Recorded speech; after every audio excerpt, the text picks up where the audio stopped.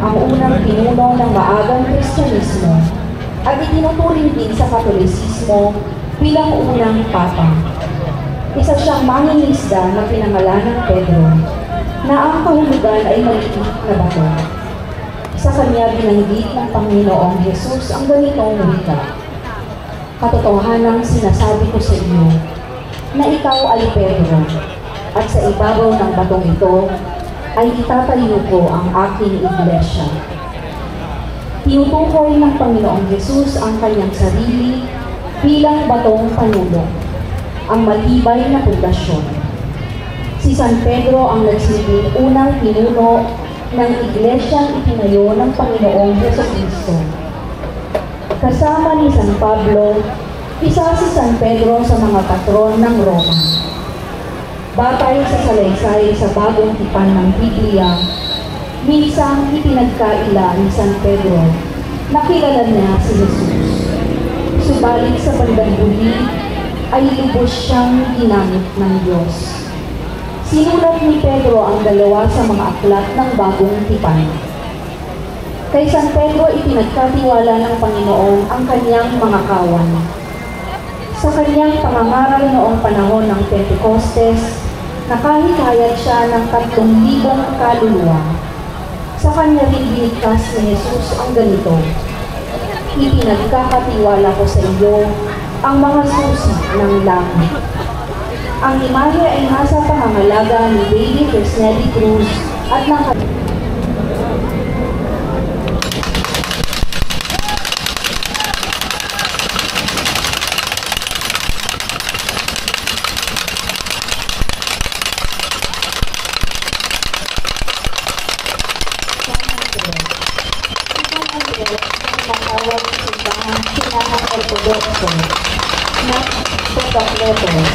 o ang unang tinawag, ay isa sa 12 apostol ni Jesus at kapatid ni San Pedro, ayon sa mga ebanghelyo.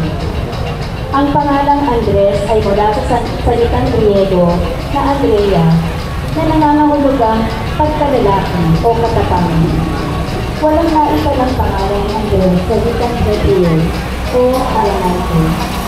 Ayon sa ebanghelyo, si Andres ay dating alagad ni Juan Bautista. Ngunit nakipahayag ni Juan ang pagdating ng Kordero ng Diyos. Agad siyang sumunod kay Jesus, at matapos makilala ang Panginoon, siya ang unang tumawag sa kanyang kapatid na si Simon Pedro at sinabi, "Natagpuan na namin ang Mesiyas." Si Andres ay tinuturing na tagapagtatag ng unang obispo ng simbahan sa Byzantium. Siya rin ay kinikilala bilang patron ng ekumenikal na patriarko ng Constantinople. Ayon sa tradisyon, namatay siya sa pamamagitan ng pagpapako sa krus na huwis X or X, kaya't tinawag itong krus ni San Andres. Ang imahe ay nasa panangalaga ni Mendiola, kapistahan, 30 ng Nobyembre. San Andres, ipanalangin mo kami.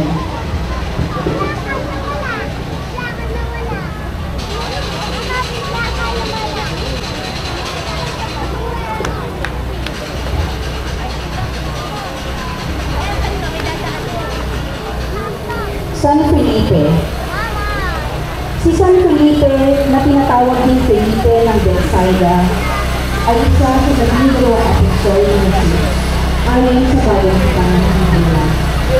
Isa siya sa mga unang tumugon sa tawag ng Panginoon.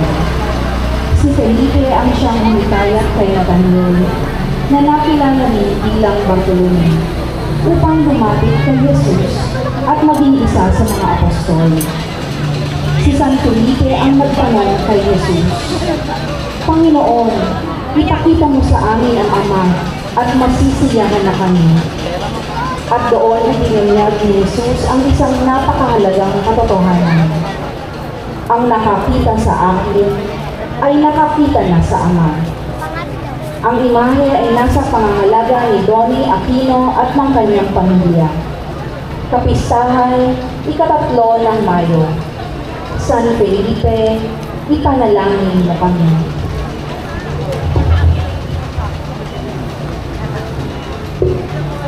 San Judas Tadeo. Si San Judas Tadeo ay kapatid ni Santiago Menor at kamag-anak ng ating Panginoong Jesucristo. Isa siya sa 12 apostol at kinikilala siya sa kanyang mga katangian na idalang inaking Kristo. Ang nilalawan ng Judas Tadeo ay kadalasang nagpapakita ng apoy sa kanyang ulo na sumasagisat sa kanyang presensya sa Pentecostes nang tanggapin ng mga apostol ang banal na Espiritu. Karaniwan din siyang inilalarawan na may hawak na larawan ng Kristo, ang imahe ni Edesa, o libro na sumisimbolo sa sulat ni Judas, na isinulat niya sa Bagong Tipan. Sumasang-ayon ang mga scholar na si San Juan Tadeo ay anak ni Cleopas at ang kanyang inang si Maria ay pinsan ng mahal na Birhen Maria. Ang imahe ay nasa pangangalaga ng pamilya Ulanday. Kapistahan, ika-28 ng Oktubre. San Juan Tadeo, San Judas Tadeo, ipanalangin mo kami.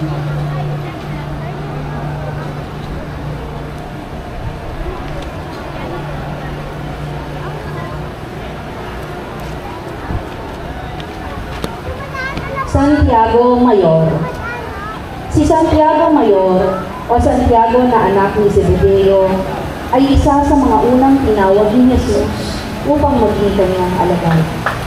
Kapatid siya ni San Juan Evangelista at parehong tinawag ni Cristo bilang buwan ng Diyos.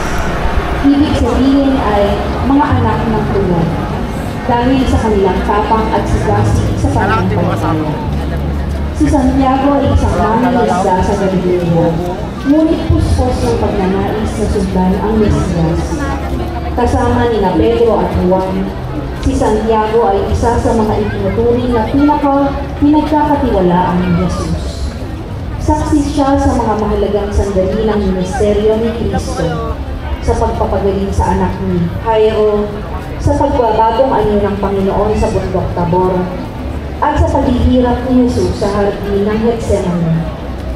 Ayon sa aklat ng mga gawa, matapos ang pag-akyat ni Jesus sa langit, pinaniniwala ang nagtungo si Santiago sa Iberia, ngayon bahagi ng Espanya, upang ipangaral ang mabuting balita. Siya ang unang martir sa mga apostol. Pinugutan siya ng ulo sa utos ni Haring Herodes Agripa. Ang imahe ay nasa pangangalaga ng sinakulista ng Taguig at pamilya Francisco. Kapistahan, ika-25 ng Hulyo. Santiago Mayor, ipanalangin mo kami.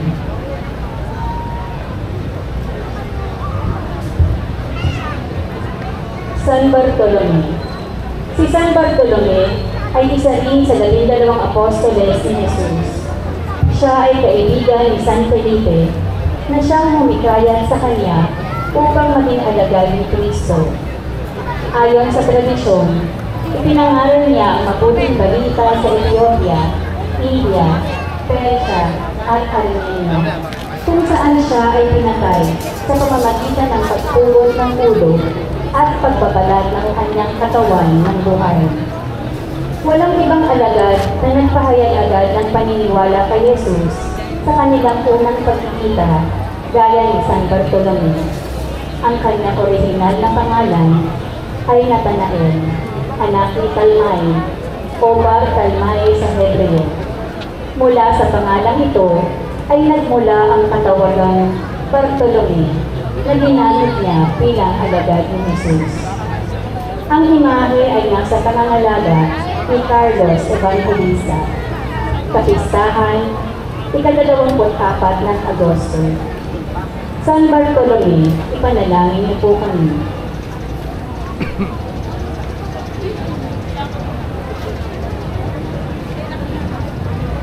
San Mateo. Si San Mateo ay isa sa 12 apostol ni Jesus at ang sumulat ng isa sa 4 na ebanghelyo. Bilang tagasimuling ng buwis sa Capernaum, siya ay itinuturing na makasalanan at traidor ng bayan. Ngunit sa isang makapangyarihang sandali, tinawag siya ni Jesus.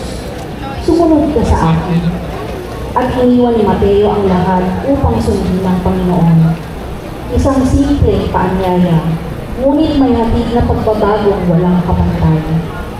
Bilang alagad, naging saksi si Mateo sa buhay, kamatayan, at muling pagkabuhay ng Kristo. Isinulat niya ang kanyang ebanghelyo upang La Despedida, ang pamamaalam ni Jesus sa kanyang ina. Isang gabi sa halamanan ng tahanan nilang mag-ina, pinalaw si Jesus ng isang anghel at sinabi sa kanya na panahon na upang tuparin ang kanyang itinakdang misyon. Sumunod ang tinig ng kanyang amang nasa langit na nagsabi, "Tumarin na ang panahon upang patayin mo ang krus at simulan ang iyong misyon ng pagligtas." Agad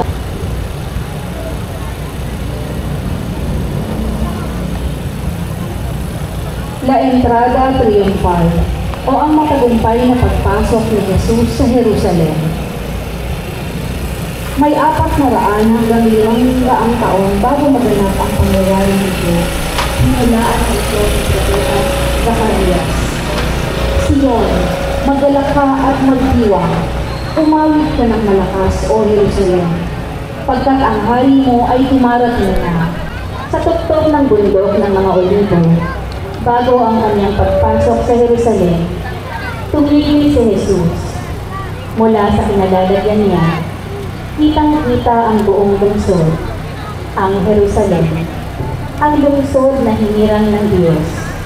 Ngunit lungsod din paulit-ulit na tumanggi sa kanyang mga propeta, at ngayon sa anak ng Diyos. Tahimik siyang tumingin, tila isang ama na nakatanaw sa minamahal niyang anak na naliligaw ng landas. At sa kanyang paningin, unti-unti tumulo ang luha. At nang malapit na siya at tatatangan na ang lungsod, itikan niya ang pinanisan. Sinabi niya, "Kung nalalaman mo lamang sa araw na ito kung ano ang makapagdudulot sa iyo ng kapayapaan, ngunit ito'y linig sa iyong mga mata." Ito ang kanila. Mahigpit kong hinangad na makasalo kayo sa hapunan ito ng paglagpas bago ako maghirap. Sinasabi ko sa inyo, hindi na ako kakain ito hanggang sa ito'y maganap sa pagkakaroon ng Diyos. Pagkatapos niyang tinanggap ng isang saro, siya ay nagpasalamat at sinabi, "Kunin niyo ito at pagkakin na niyo." Sinasabi ko sa at ibinigay sa kanya. Sinabi niya, "Ito ang aking katawan na ibinibigay para sa inyo. Gawin niyo ito bilang pag-alaala sa akin." Sa gayon ding paraan, matapos ang hapunan, kinuha niya ang saro at sinabi, "Ang sarong ito ang bagong tipan sa aking dugo na ibubuhos para sa inyo. Ngunit masdan ninyo, ang kamay ng taong magkakanulo sa akin ay kasama ko sa hapag. Tunay na, ang anak ng tao ay papanaw ayon sa itinakda, ngunit sa aba ng taong magkakanulo sa kanya." Nagsimula silang magtanungan sa isa't isa kung sino kaya sa kanila ang gagawa ng bagay na ito. Ang imahe ay nasa pangangalaga ng Pamilya Gregorio at Pamilya Baldo.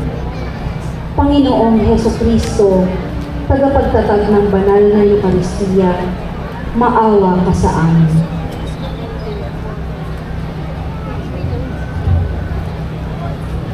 Ang pagtatatag ng banal na Eucharistia.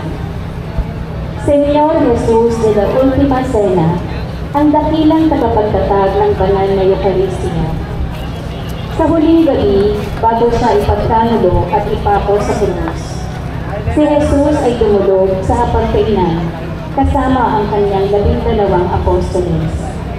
Sa gitna ng hapunan, sa gitna ng pagdiriwang ng Paswa, inihalay niya ang kanyang sarili. Hindi bilang isang dakilang ulo, kundi bilang tinapay ng buhay. Ipinatag niya ang banal na Eucharistia, isang paggunita sa isang kaganapan sa kasaysayan at buhay na paalala ng pakikipagtipan ng Diyos sa tao. Ang imahe ay nasa pangangalaga ni June Gabato at kanyang pamilya. Panginoong Jesucristo, kaawaan mo kami.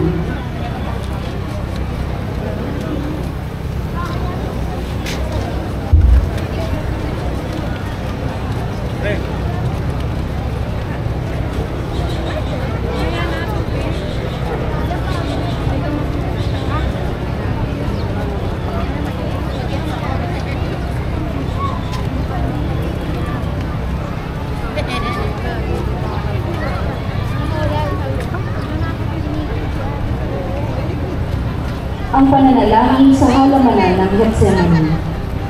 Pagkatapos ng huling hapunan, lumabas si Jesus at ang kanyang mga alagad at nagtungo sila sa bundok ng mga Olimpo.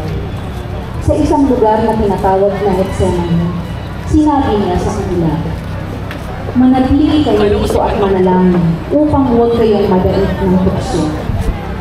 Kasama niya sila at nalulumbay.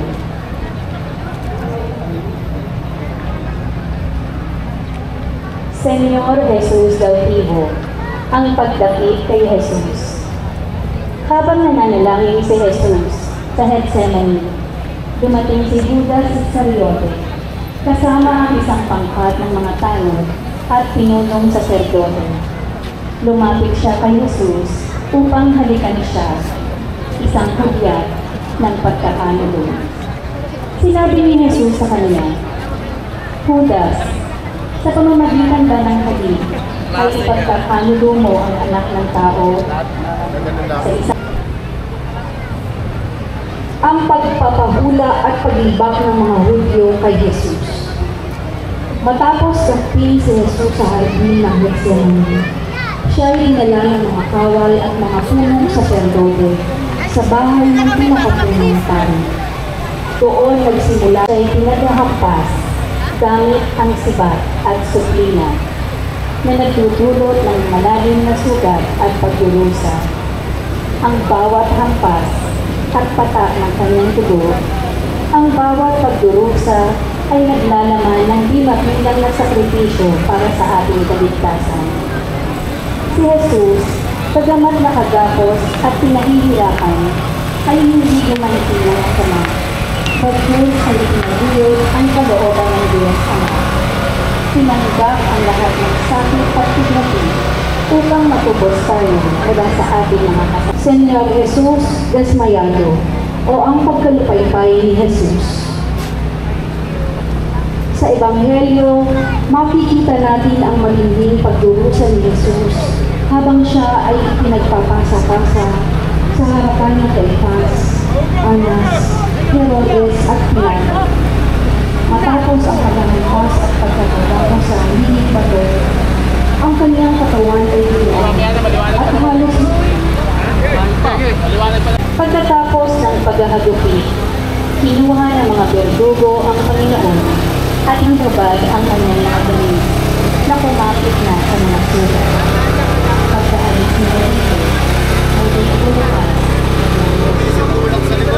itinapon nila sa karoli at gula-gula. El Cristo de la Paciencia y Humildad. Ang Panginoong Jesucristo ay nagpapakita ng walang kapantay na pagtitiis at kababaang loob.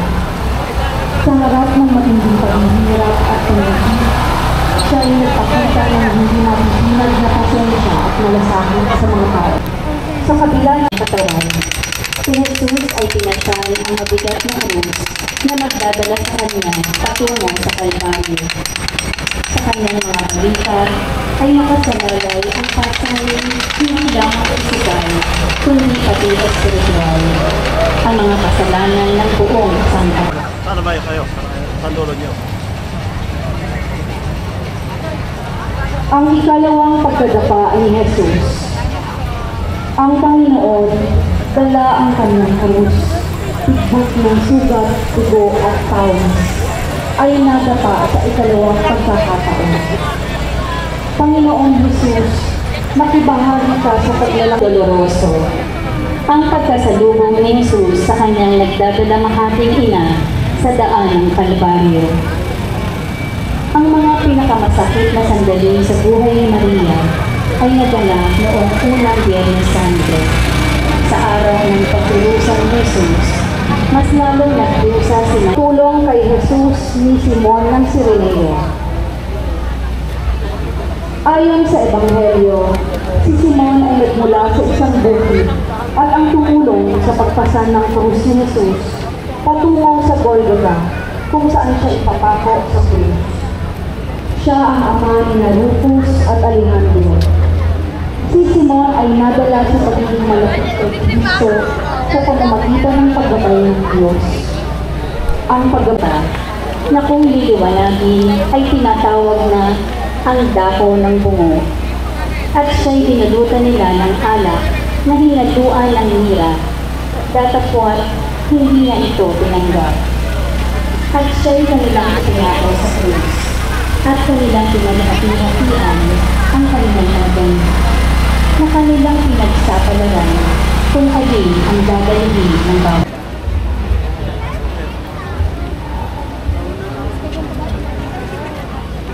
La Pieta, o ang walang buhay na si Jesus sa kandungan ng kanyang ina. Ang Pieta ay salitang Latin na ang ibig sabihin ay lubhang kaintiling na pakikitungo at pakikipag-ugnayan sa Diyos. Uy, yung anak mo! Ganito ang pinakita ni Jesus. Ipanalangin mo kami. Banal na krus. Ang krus ni Jesus ay ang ating pag-asa. Noong una, ito ay larawan at daan ng pagpaparusa at kamatayan. Ngunit ngayon, ang krus ay kaibayan ng kapangyarihan ng Diyos laban sa kapangyarihan ng kamatayan at ni Satanas. Ang krus ay naging ating at ako naman, patay na rin sa mundo. Ang imahe ay nasa pangangalaga ni Kagawad Manny Liwanag. Panginoong Hesukristo, maawa ka sa amin.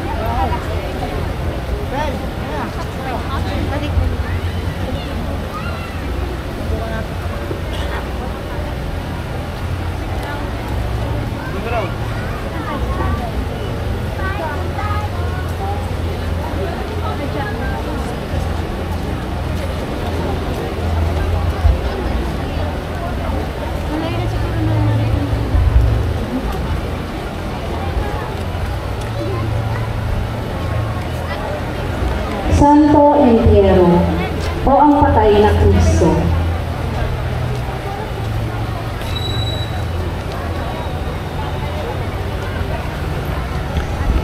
Sa taanan at pinangangalagaan ng pamilya sa mundo. Señor Misericordia, Señor.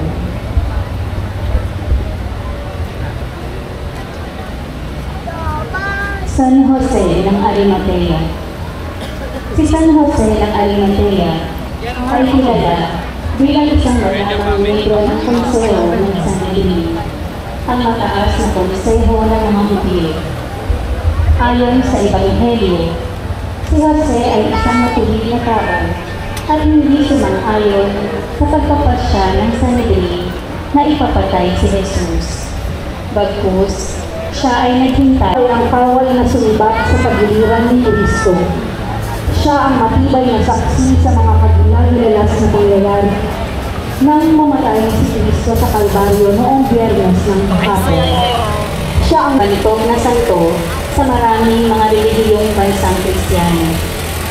Ayon sa tradisyon ng simbahan, si Veronica ay nakiisa sa pakikiraman nang makita niya si Jesus ay nagdadala ng kanyang krus patungo sa Golgotha at binigyan siya ng belo upang mapunasan ang kanyang loob.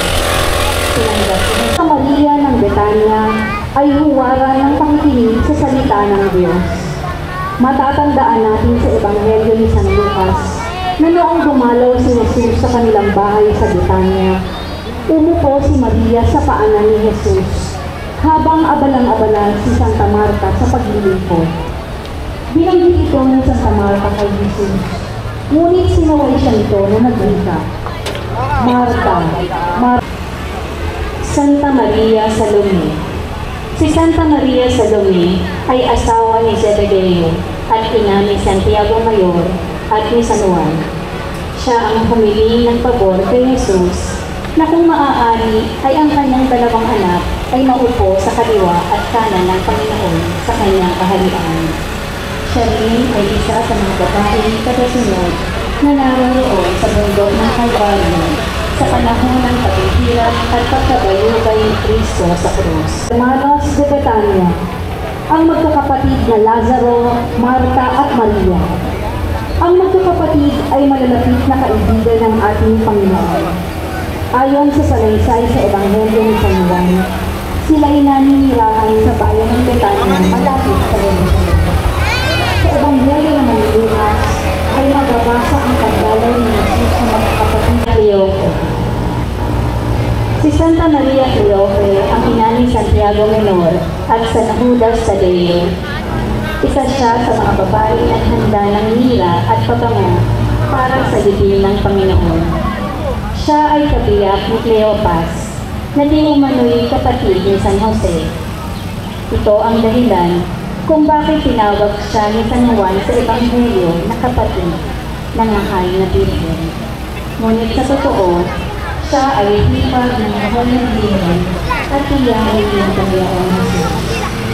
Sa kulturang Hudyo, ang kanilang kapatid ay ginagamit ng pangkalahatan para sa mga kamag-anak. Minsan, ang disipulo ni Jesus at sinasabing kapatid ni San Jose ang amain ni Jesus. Ayon sa Ebanghelyo, noong araw ng muling pagkabuhay, naglalakad papuntang Emmaus si San Cleopas at ang isa pa niyang kasama nang lumapit at sinabay sa kanila sa Jesus. Subalit hindi nila siya nakilala. Habang sila'y naglalakad, ipinaliwanag ni Jesus ang Santa Juana de Cuza. Si Santa Juana ay asawa ni Cuza, katiwala ng asawa ni Herodes. Bilang asawa ng isang taong may katungkulan, inaasahan siyang makihalubilo sa mga makapangyarihan sa palasyo ni Herodes. Ang pagsunod sa mga kaugaliang Hudyo ay isa sa mga paraan upang mapanatili ang katayuan sa korte. Ngunit si Juana, si Santa Maria Magdalena ay isa sa mga babaeng tagasunod ni Kristo. Pinalayas ni Jesus ang 7 demonyo mula sa kanya. Ang pangalang Magdalena ay nagpapaliwanag na siya ay nagmula sa lugar ng Magdala, isang syudad sa hilagang kanlurang baybayin ng Galilea. Siya ang naghugas sa mga paa ni Jesus gamit ang tabango. Madalas din inuugnay si Maria Magdalena sa babaeng iniligtas ni Jesus. Juan ang pinakabatang apostol mula sa Galilea, anak ni Zebedeo at Maria Salome, at kapatid ni Santiago Mayor.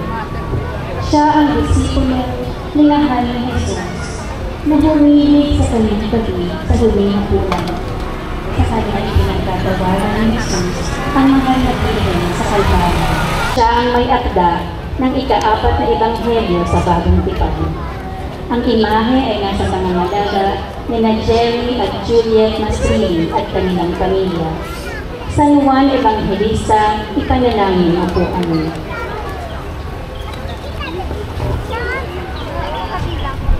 Mater Dolorosa.